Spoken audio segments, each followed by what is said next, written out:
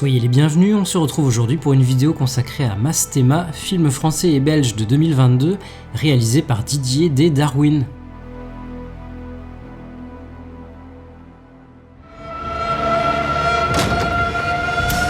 Trois. J'ai des images dans la tête. 2. Il y a que l'hypnose qui arrête ça. 1. Il est de retour. Qui est de retour? C'est pas ma faute si je fais le mal.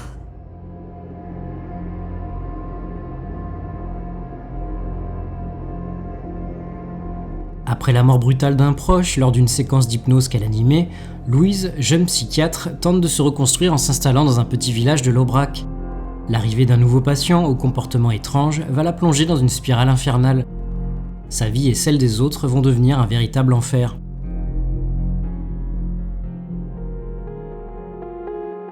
Co-créateur en 1990 du studio de design Tous des Cas, basé à Marseille et regroupant graphistes, réalisateurs, photographes et plasticiens, Didier D. Darwin a principalement œuvré à l'identité visuelle du groupe IAM, des clips aux pochettes d'albums en passant par la création de sites internet. Un professionnel rompu au travail de l'image sous toutes ses formes et qui, après avoir co-réalisé le téléfilm Conte de la frustration en 2005 et le documentaire musical Marseille Capital Rap en 2020, n'a jamais perdu de vue son ambition de réaliser un jour un long métrage.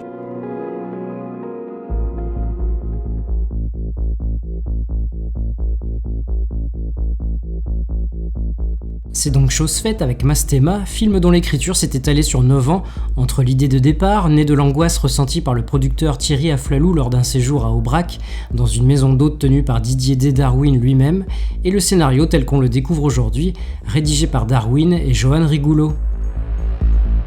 Signifiant animosité, inimitié ou bien encore celui qui refuse d'être ce qu'il est, ou désignant plus clairement le diable, Mastéma entend interroger la frontière entre le monde du rationnel et celui du spirituel et faire du plateau de l'Aubrac, à travers ses paysages intemporels et son ambiance parfois anxiogène, un personnage à part entière, le tout en mêlant horreur, fantastique et drame psychologique.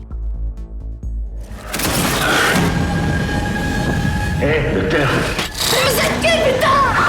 Ça, c'est pas la bonne question.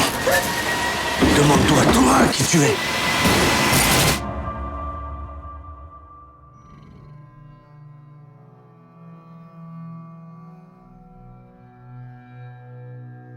Après le personnage de Chloé dans Ogre d'Arnaud Malherbe, ou bien encore plus récemment celui de Harper dans Men d'Alex Garland, c'est au tour d'une autre femme blessée par la vie de chercher à tourner la page en s'isolant au milieu de nulle part. Un point de départ plutôt classique qui voit dans Mastéma la brillante psychiatre en devenir, Louise, se mettre au vert dans l'Aubrac après un événement douloureux. Étudiante plus que douée dont le potentiel n'a pas échappé à son éminent professeur, Louise affiche néanmoins une certaine fragilité. Une fêlure qui, suite à la tragédie dont elle est à la fois témoin et indirectement responsable lors d'une séance d'hypnose, va entraîner un sentiment de culpabilité des plus tenaces.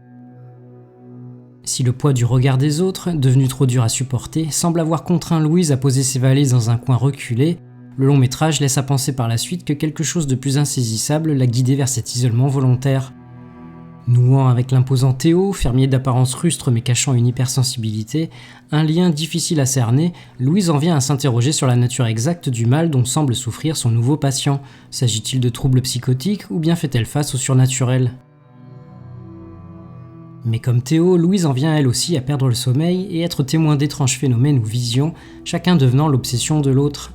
Rationnelle et non croyante, elle s'oriente alors de plus en plus vers une forme de mysticisme, au grand désarroi de son professeur avec qui elle est toujours en contact.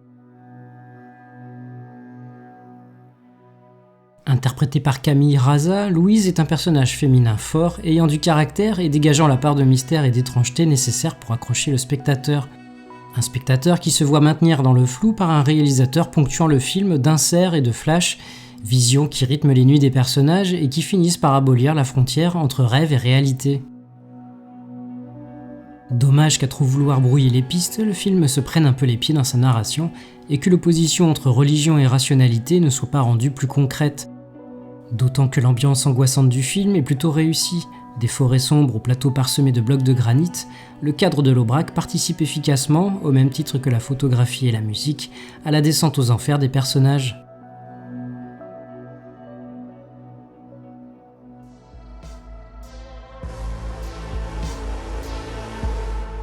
Si vous avez apprécié cette séance sur le divan, alors n'hésitez pas à liker, commenter, partager, vous abonner à la chaîne si ce n'est pas déjà fait. Je vous retrouve prochainement pour une nouvelle vidéo. Salut!